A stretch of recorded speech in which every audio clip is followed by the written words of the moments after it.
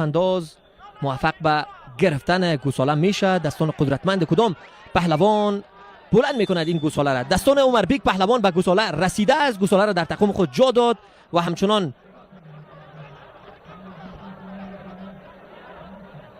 ببینیم که از دایره خارج میشه. بله از دایره خارج شد و اینجاست که کشمکش آغاز میشه و بازی رنگ و رخ دیگر به خود میگیره. راهی دایره میشه، فرصت یابی میکنه عمر بیگ پهلوان، رد شده است از دیواری که شکل گرفته و همچنان رقبا در تعقیب هست. اینجا هم جدال بر سر تصاحب گوساله هنوز هم ادامه داره. در ادامه کار ما خواهد دیدیم که عمر بیگ پهلوان از این فرصت چگونه استفاده میکنه. روح الله پهلوان همچنان کوشش تصاحب گوساله را داشت. عمر بیگ هنوز هم گوساله را در تقویم خود جا داده به گونه حرفه‌ای و ماهرانه نزدیک به داری امتیاز هست. ببینیم عمر بیگ چگونه استفاده میکنه از این فرصت. عمر بیگ ببینیم که دقیق در وسط دایره قرار گرفته. دستان پنجه فولادی عمر بیگ هنوز هم مقاومت نشان میده، نمیگذاره که این فرصت را از دست بده. عمر بیگ پهلوان اولین امتیاز را به نفع ولایت سرپل به دست آورد. این چهره امتیاز سرپل کسب کرده و همچنان بدخشان هنوز هم صفر است. در دایره مرکزی چاپاندازان دو تیم با شماره 12 عمر بیگ پهلوان و کوانتای پهلوان قرار دارند. دستان عمر بیگ پهلوان به گوساله رسیده است. یاران هم منتظر بیرون شدن از دایره مرکزی هستند. ببینیم که چگونه از این فرصت استفاده میکند این مرد خوش تکنیک ولایت سرپل. گوساله را در تقویم خود جا داده است، راهی دایره میشه و همچنان رقبا در تعقیب چنگ میزنه به گوساله. ببینیم که از این فرصت طلایی استفاده میتونه سرپل دو امتیازی میشه یا خیر. عمر بیگ پهلوان هنوز هم گوساله را در اختیار داره.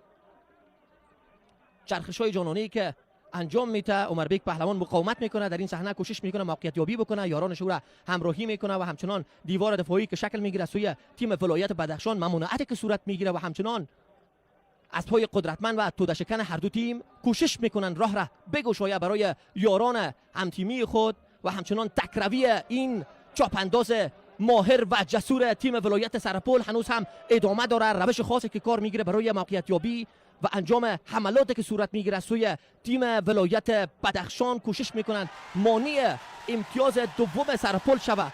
راه را پیدا میکنه، موقعیت یابی میکنه، هنوز هم نظاره‌گر راه هست این چاپانداز جسور قدرتمند ولایت سرپل.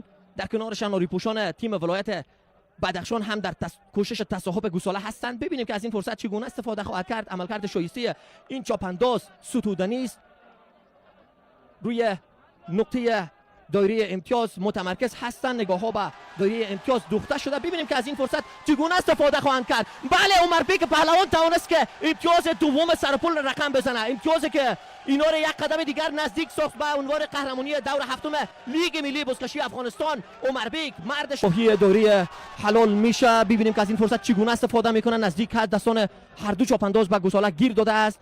گوساله به دستان چاپانداز ولایت سرپل قرار داره و همچنان ثانیه های اخیر هست. یک کیل دور شده است مرد شماره 12 ولایت سرپل. در ثانیه پایانی سرپل را امتیازی می سازه. عمر بیگ پهلوان حشیری که قدرت نمایی کرده در رقابت امروز دبل میکنه. این مرد توانسته امتیازات خوبی را کسب بکنه. همچنان از سوی کادر فنی تیم ولایت سرپل و همچنان هوادارانش همتیمیانش تشویق میشه. ما را همچنان به بازی ها و کامنتری بازی ها میکشونه و همچنان جدال بر سر تصاحب گوساله جریان داره. عمر بیگ پهلوان در مقابل کوانتای پهلوان، شما شاهد هستین. دستان این چاپانداز ماهر به گوساله میرسه و همچنان تلاش برای تصاحب گوساله جریان داره. گوساله از دایره رد شده. هجوم چاپاندازان دو تیم، دستانی که دراز میشه برای تصاحب گوساله سوی چاپاندازان هر دو تیم. مناس نیازوف هست که گوساله را در تقویم جا داده، راهی دایره حلال هست. ببینیم امتیاز کی مانع مناس نیازوف میشه در این لحظات. امتیاز سرپل 4 امتیاز به دست آورد. مناسی که 4مین امتیاز را برای سرپل کمایی کرد. در کنارش همچنان توفیق پهلوان بر رسم باز هم جدال بر سر تصاحب گوساله در دستان عمربیک پهلوان قرار داره. عمربیک قدرتمند، عمربیک جسور، راهی داری امتیاز هست، رقبا در تعقیب. ببینیم عمربیک در راه است. عمربیک پهلوان پنجمین امتیاز ولایت سرپل را بچونین شکلش به دست آورد. عمربیک جوان، مرد جسور تیم ولایت سرپل پنجمین امتیاز ولایت سرپل را رقم زد. این مرد جسور قدرت نمایی کرد. عمل پهلوانان 15-0 څلور حلاله بیا عمربیک ترسره کړي دي په روانه سیالۍ کې د سرپل په ګټه باندې دغه څیرې بیا څلور حلاله فکر کوم چې ترسره کړي دي.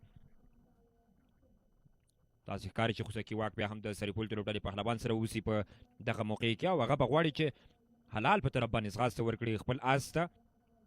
خو د بدخشان د لوبډلې دفاعي لوبغاړي لا تر دې دمه په دفاع کې چندانې ښه نه دي ځلېدلي چې دوی هغه څه چې غواړي په دفاع کې ترلاسه کړي. بیا هم د موقعیت لوبونې لپاره صفت پهلوان د یو حلال څښتن په رابانه سیالۍ کې نوموړی خپل آس ته ځغاسته ورکوي. دفاعي لوبغاړی د نوموړي مخکې ډب کولو کوشش کوي داسې ښکاري چې شهاب پهلوان اوسي. نهمه شماره د بدخشان د لوبډلې لوبغاړی پهلوان صفت لا هم په خپل کار کې برلاسې برېښي. روح الله قیومي د یو سخت برید په حالات کې دی، غواړي چې دغه خوسکی د صفت پهلوان څخه ترلاسه کړي، خو هغه هم په دغه کار کې بریالی دی. پاس کولو کوشش پهلوان صفت عمربیک ته غواړي چې چانس ورکړي. مالته مناس نیزوب هم رارسیږي. د پهلوان نجیب مختار حرکت د خوسکي اخیستو لپاره هغه کوشش وکړ مګر بریالی نه شو. عتیق مختار هم د نجیب مختار ورور د موقعیت لوبونې کوشش کوي. داسې ښکاري چې عمربیک بیا ځل خوسکی ترلاسه کړ او خطر دی د حلال ترسره کېدو د بدخشان په مقابل کې. بدخشان دغه خطر په دغه موقع کې واضح ده چې محسوسوي، ځکه عمربیک له ځان سره خوسکی لري او دغه څیره ده چې کله یې د خوسکي واک اخیستی بیا په خپل کار کې ځان ښه ثابت کړی. پاس کوي مناس نیزوب ته ټیم ورک دغې ته وایي، لکه څنګه چې دوی په پلان سره راغلي لوبېدنه ترسره کوي. 2 یا 3 پهلوانان پرېږدي د حالات ترسره کولو لپاره.